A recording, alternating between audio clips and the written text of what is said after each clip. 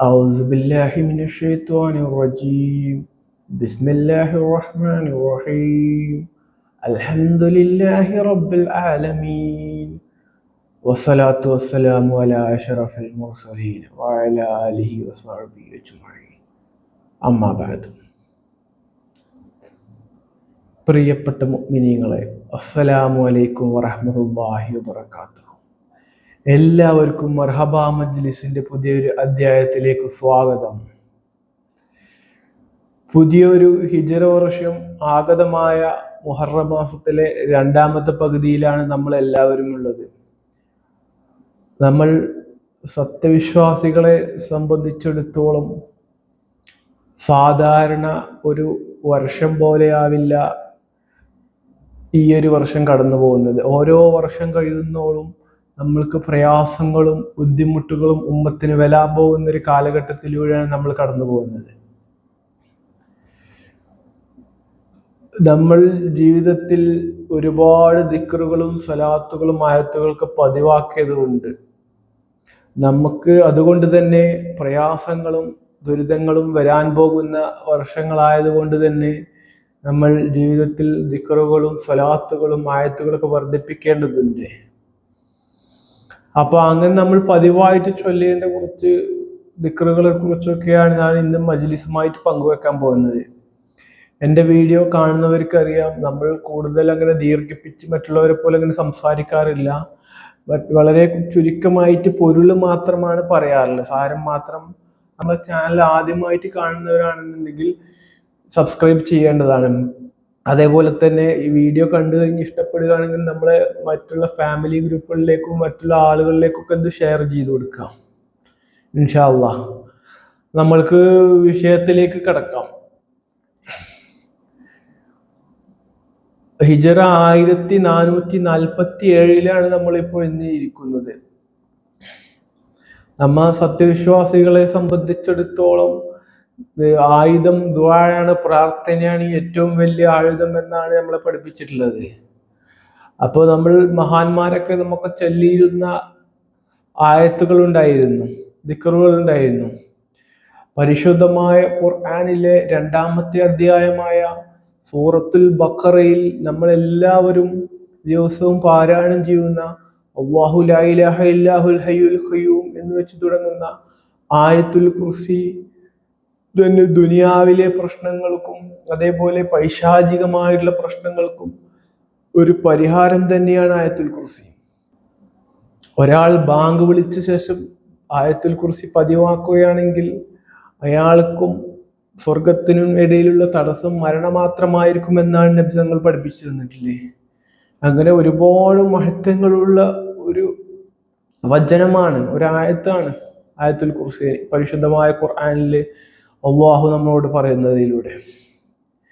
അതേപോലെ തന്നെ സൂറത്തുൽ ബഖറയിലെ അവസാനത്തെ ആയത്തായ ആമന റസൂല് ഒരു മന്ത്രമാണ് യഥാർത്ഥത്തിൽ അല്ലാഹുവിനോടുള്ള കാവൽ തേടല്. സ്വഹാബിമാരൊക്കെ അവരുടെ ഭാര്യമാരോടൊക്കെ ആമന റസൂല് ജീവിതത്തിൽ പതിവാക്കാൻ വേണ്ടി പറയുന്നുണ്ടായിരുന്നു.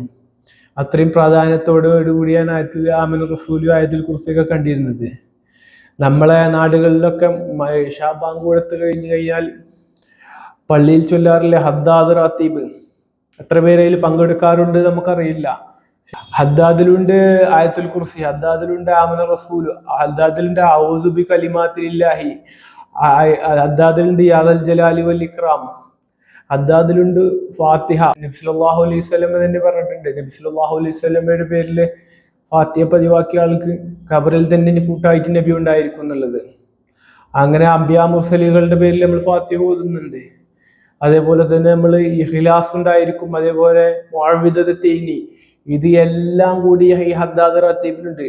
നമ്മളെ മഹത്തുക്കളായ മഹാന്മാര് നമുക്ക് 10-20 മിനിറ്റ് കൊണ്ട് ക്രോഡീകരിച്ച് തന്നിട്ടുള്ളതാണ് ഹദ്ദാദ്, എല്ലാം കൂടി അടങ്ങിയിട്ടുള്ളത്. സത്യത്തിൽ അത് പള്ളിയിലെ ഉസ്താദിന് മാത്രം വേണ്ടി ചെല്ലുന്നതല്ല, എല്ലാവർക്കും വേണ്ടി ചെല്ലുന്ന സംഭവം തന്നെയാണ് ഈ ഹദ്ദാദ്. നമ്മളെ മുൻഗാമികളായ മഹത്തുക്കൾ ചരിത്രത്താളുകളിൽ രേഖപ്പെടുത്തിയിട്ടുണ്ട്. 1921 തിരൂരങ്ങാടിയിൽ വെച്ച് ആലി മുസ്ലിയാരെ ബ്രിട്ടീഷ് പട്ടാളം അറസ്റ്റ് ചെയ്യാൻ വരുന്ന സമയത്ത് അദ്ദേഹം ഹദ്ദാദ് റാത്തീബ് ചൊല്ലി ദുആ ചെയ്ത് ചീരിന് വാങ്ങിയിട്ടാണ് പുറത്തേക്ക് ഇറങ്ങിയെന്ന് പറയുന്നുണ്ട്, ചരിത്രം രേഖപ്പെടുത്തിയിട്ടുണ്ട്. പ്രതിസന്ധി ഘട്ടങ്ങളിൽ നമ്മളെ മഹാന്മാര് ഹദ്ദാദ് ചൊല്ലുമായിരുന്നു. അങ്ങനെ ഒരുപാട് മഹത്തുക്കൾ ഉണ്ട്.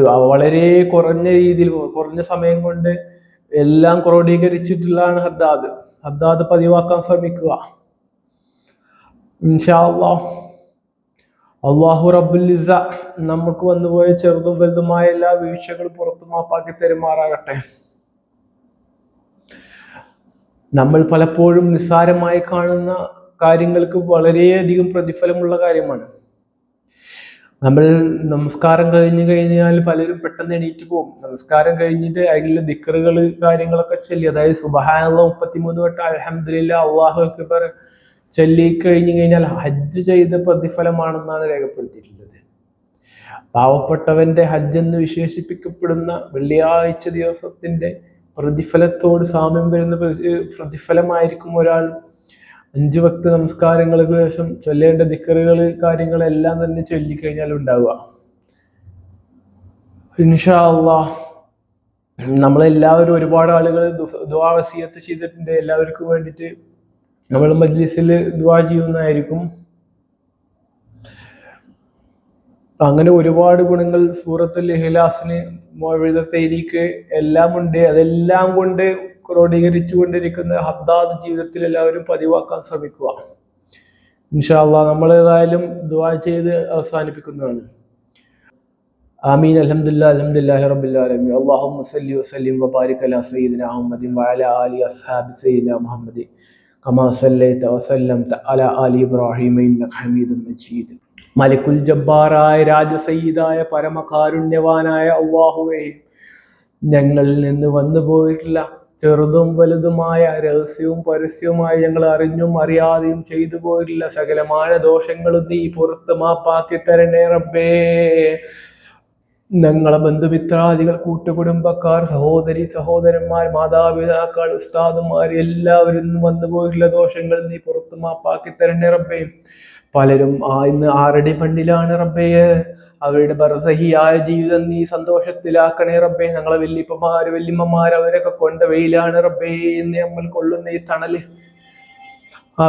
അവരെയും നമ്മളെയും നാളെ നിന്റെ സ്വർഗീയ ആരാമങ്ങളിൽ ഒരുമിച്ച് കൂട്ടി അനുഗ്രഹിക്കണേ റബ്ബേ. ഭാവിയിലും ഞങ്ങൾക്ക് തെറ്റുകളിൽ നിന്ന് മാറി നിൽക്കാനുള്ളൊരു തൗഫീക്ക് നൽകണേ റബ്ബേ. വളരെ മോശപ്പെട്ട ഒരു സാഹചര്യത്തിലൂടെയാണ്, കാലഘട്ടത്തിലൂടെയാണ് ഞങ്ങൾ പോകുന്നത്. തെറ്റുകളിൽ നിന്നൊക്കെ മാറി നിന്ന് നല്ല രീതിയിൽ ജീവിതം മുന്നോട്ട് നയിക്കാനുള്ളൊരു മനസ്സ് നീ ഞങ്ങൾക്ക് നൽകണേ റബ്ബേ.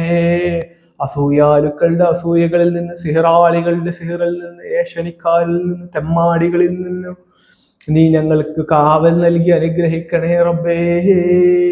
മരിക്കുന്ന സമയത്ത് ഈമാനോടുകൂടി കാമിലായ ഒരു മൗത്ത് നീ ഞങ്ങൾക്ക് നസീബാക്കണേ റബ്ബേ.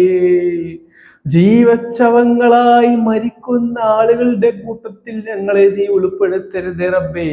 മരിക്കുന്ന സമയത്ത് ലാ ഇലാഹ ഇല്ലല്ലാഹ് മുഹമ്മദുർ റസൂലുള്ളാഹ് എന്ന് ഉച്ചരിച്ച് മരിക്കുന്ന മുത്തഖീങ്ങളിൽ ഞങ്ങളെ ഉൾപ്പെടുത്തി അനുഗ്രഹിക്കണേ റബ്ബേ. പടച്ചവനെ അല്ലാഹ്, ഞങ്ങളുടെ കൂട്ടത്തിൽ ഒരുപാട് ആളുകൾ ജോലിയില്ലാതെ കഷ്ടപ്പെടുന്നുണ്ട്. അവർക്ക് നല്ലൊരു ജോലി കണ്ടെത്താനുള്ള വഴി നീ പെട്ടെന്ന് തന്നെ സാധ്യമാക്കി കൊടുക്കണേ റബ്ബേ. പലരും ജോലിയിടങ്ങളിൽ ഒരുപാട് വിഷമിക്കുന്നുണ്ട്, മേലുദ്യോഗസ്ഥരുടെ ബുദ്ധിമുട്ട്, പ്രശ്നങ്ങൾ, കാര്യങ്ങളൊക്കെ കൊണ്ട്. അതുകൊണ്ട് നല്ലൊരു കാമിലായ ജോലി, എല്ലാവർക്കും നല്ല ഹൈറായ സാമ്പത്തിക ഭദ്രത നീ നിലനിർത്തി കൊടുക്കണേ റബ്ബേ. സാമ്പത്തിക അഭിവൃദ്ധി നീ നൽകി നീ എല്ലാവർക്കും നീ അനുഗ്രഹിക്കണേ റബ്ബേ. بأنواع رحمتك يا أرحم الراحمين. صلى الله تعالى وسلم على خير خلقه وصحبه أجمعين. سبحان ربك رب العزة عما يصفون وسلام على المرسلين والحمد لله رب العالمين.